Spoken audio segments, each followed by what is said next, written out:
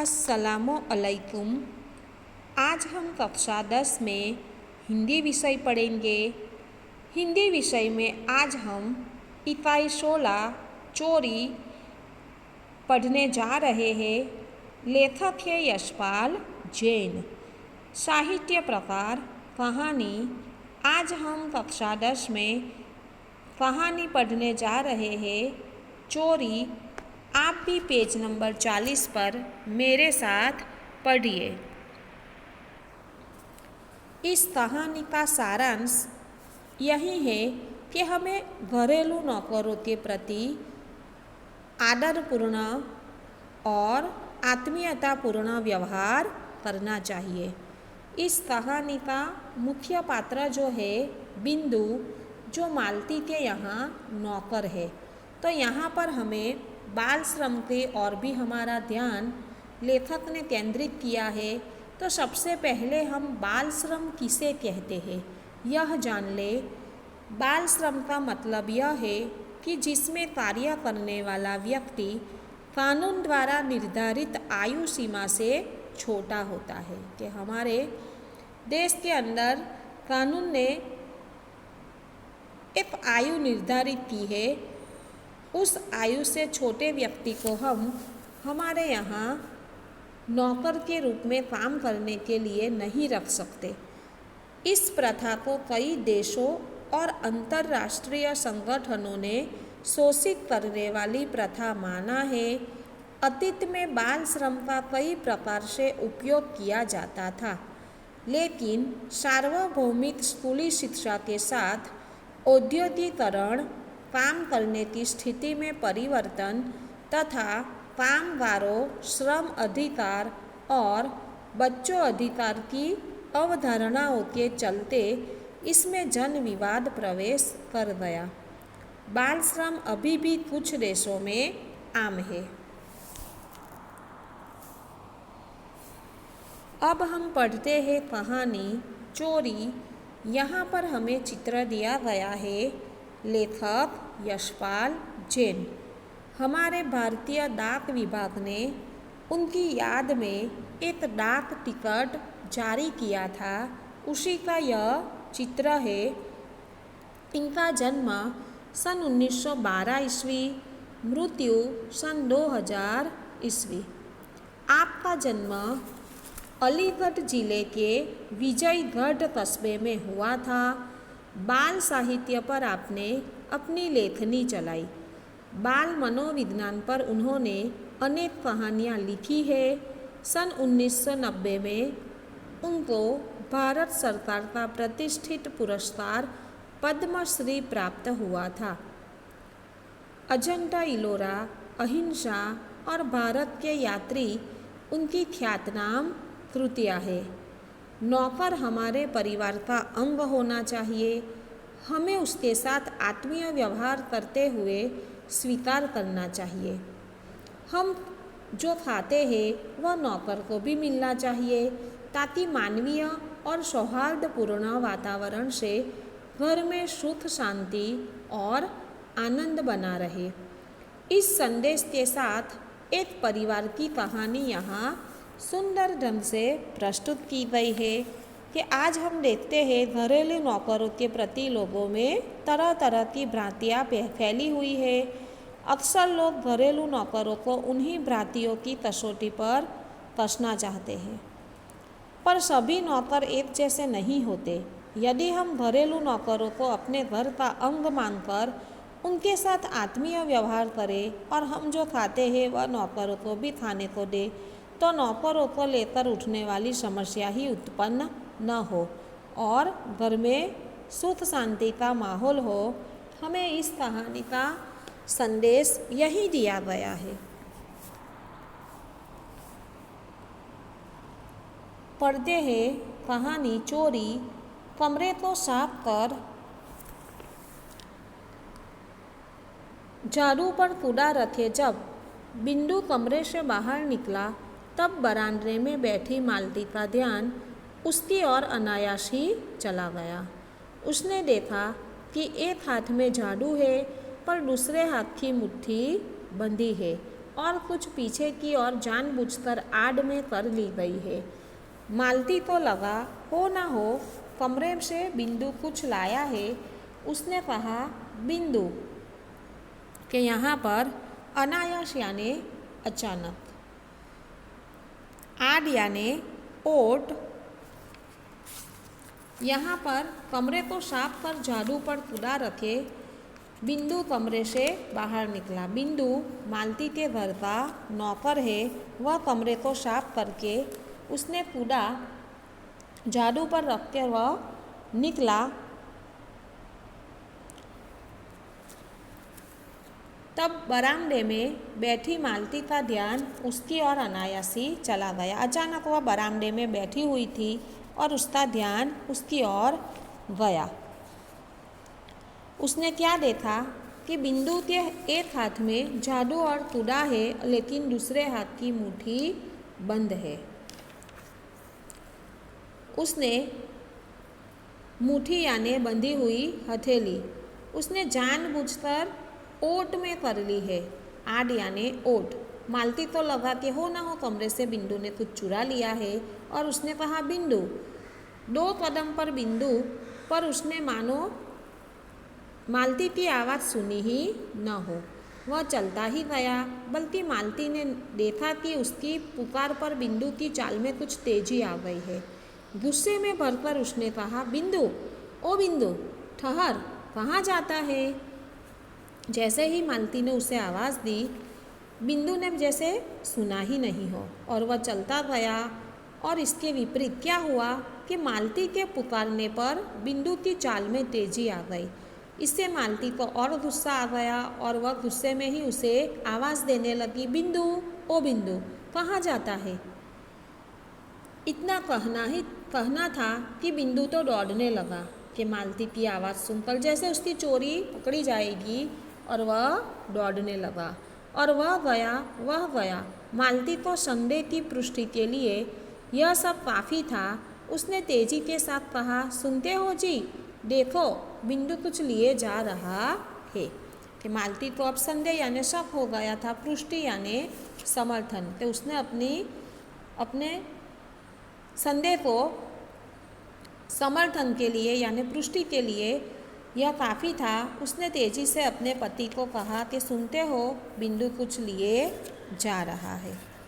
तो यहाँ पर बिना किसी प्रकार का प्रयास किए अनायास शब्द समूह है बंधी हुई हथेली, मुट्ठी। तो यहाँ पर 2 शब्द समूह भी हमें प्राप्त होते हैं और छोटे छोटे प्रश्नों के उत्तर भी यहाँ पर हमें प्राप्त हो जाते हैं। यहाँ पर मालती के पुकारने पर बिंदु किस तरह दौड़ने लगा, तो उसका उत्तर भी हमें प्राप्त हो जाएगा कि तेजी से दौड़ने लगा।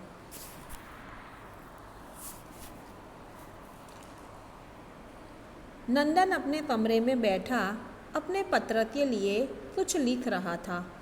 मालती का यूँ चिल्लाना उसे अच्छा नहीं लगा और उसने चाहा कि टाल दे, पर मालती माने तब ना।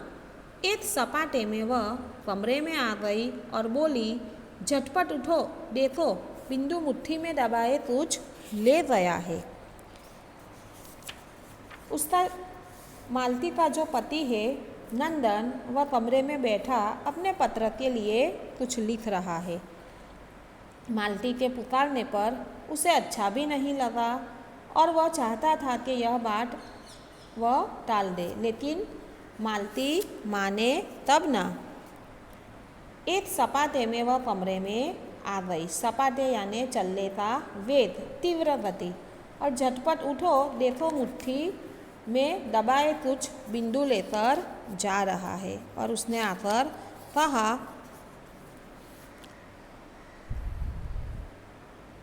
नंदन ने कलम एक और रख दी और जैसे किसी ने जबरदस्ती पकड़कर उठा लिया हो वह उठा। जबरदस्ती यानी बलपूर्वक कराया गया काम। कमरे से बाहर आया तो देखता क्या है कि बिंदु लौटकर आ रहा है। जैसे ही वह अपने कमरे से लौटकर बाहर आ रहा है तो उसने क्या देखा कि बिंदु लौट कर आ रहा है। एक हाथ में झाड़ू है दूसरा राता है और नीचे लगता है, राता यानी थाली।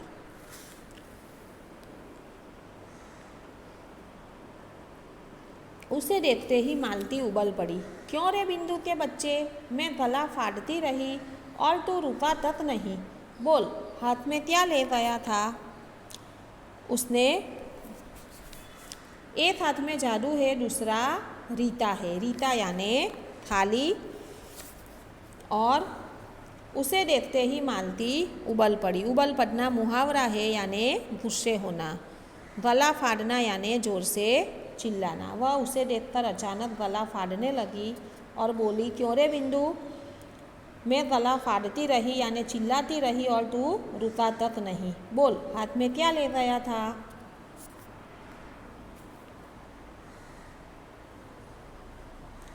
बिंदु का चेहरा फक बोला, कुछ नहीं बीबी जी। चेहरा फक होना यानी चेहरा कांतिहीन होना। तो वह क्या कहता है कि कुछ नहीं बीबी जी। झूठा कहीं का। क्यों रे, तेरे हाथ में कुछ नहीं था तो मेरे पुकारने पर फिर तू क्यों नहीं रुका?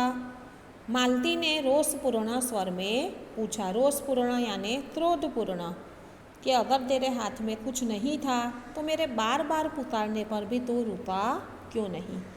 बिंदु से बोला नहीं जा रहा था, कहे तो क्या कहे।